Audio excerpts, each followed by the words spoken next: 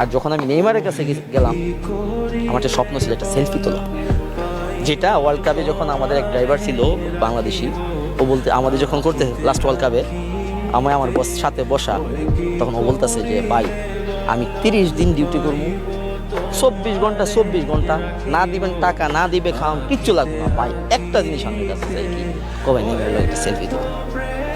ওইটা যখন আমার বসেরও বলছি, আমার বস বলতেছি যে আমি তোর কোনো পেমেন্টও লাগবো না, ওরে সব কিছু, ওর এক্সপেকটেশন কি জানো, তোর ছেলের সাথে একটা সেলফি তুলবো। তো ওয়ার্ল্ড কাপে আমাদের অনেক রেস্ট্রিকশন আছে টিমের সাথে। ওয়ার্ল্ড কাপ তখন ম্যাচ যখন আমরা হারছি, যাওয়ার আগে আমি শুধুমাত্র নেইমারের সাথে 2জন মানুষের পিকচার তুলেছি, ওই 2জন ড্রাইভার।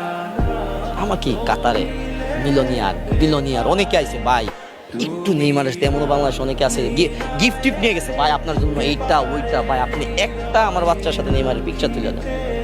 কারণ কি জানেন, আমি সবসময় চিন্তা করি আমি এমন কিছু করব না যেন কালকে আমার দেশের দুর্নাম হয়। কারণ আমার দেশের দুর্নাম হওয়া মানে কালকে বাংলাদেশকে সে ভালো বাজেভাবে মনে করেন যে এটা অনেক বড় একটা ফ্যান পেজ, আমি কোনোভাবেই মনে করেন যে যেমন আমি যেমন পেজটা ইউজ করি ফেসবুকে, আমি এটাতে অনেক কিছু দিতে পারি না অনেকে, বাট ওই পেজটা ডিরেক্টলি কানেক্টেড ওদের পরিবারের সাথে, আমার কিছু দেওয়া মানে দেখতেছে। সো আমি আপনাদের সাথে অনেক কথাও বলতে পারি না, আমার একটা লিমিট আছে। এজ এ প্রফেশনাল হিসেবে কাজ করার কারণে আমি অনেক কিছু বলতে পারি না। সো এই জার্নিটা আমার জন্য খুবই, আমি তো মানে আমারও স্বপ্ন ছিল সেলফি তোলা ওদের সাথে গিয়ে, কিন্তু হ্যাঁ সেলফি থেকে সম্পর্ক। বাট যখনই আমি সেলফি তোলার জন্য গেলাম, তখন আমি মানে আমার ইন্টেনশন আমি চেঞ্জ করে ফেললাম যে আমার স্বপ্ন আমি বাংলাদেশের ফুটবলের জন্য কিছু করব। আমি চেষ্টা করে যাবো বাংলাদেশের ফুটবলের জন্য কোনো পার্টিসিপেশন দিতে পারি। তখন আমি চিন্তা করলাম আমি যদি কোনোভাবে নেইমারের পরিবার বা ওই নেটওয়ার্কে কানেক্ট হইতে পারি, তাহলে আমি বাংলাদেশের ফুটবলকে ভবিষ্যতে ইন্টারন্যাশনাল প্ল্যাটফর্মে আমি কানেক্ট করাতে পারবো। দেন আমি টার্গেট নিয়েছি ওদের সঙ্গে কাজ করবো।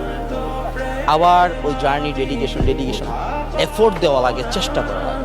আমি অনেক পরিশ্রম কষ্ট করে ভাই আজকে আমি এক্সেসগুলোতে এই এনভায়রনমেন্টে গেছি। আমার সময়টা ম্যাক্সিমাম সময় কাটানো হয় তার বাবার সাথে। সো আমার তার বাবা সব কিছু দেখে।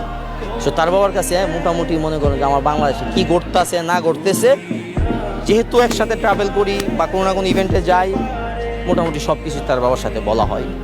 এবং আপনারা সময় হইলে হয়তো বা দেখতে পারবেন যে ওনার বাবা ভবিষ্যতে কোনো না কোনোভাবে আমার বাংলাদেশে কোনো না কোনো কিছু তো ফুটবলে ভালো পার্টিসিপেশন করবে, সেটা নেটওয়ার্কিংয়ে হোক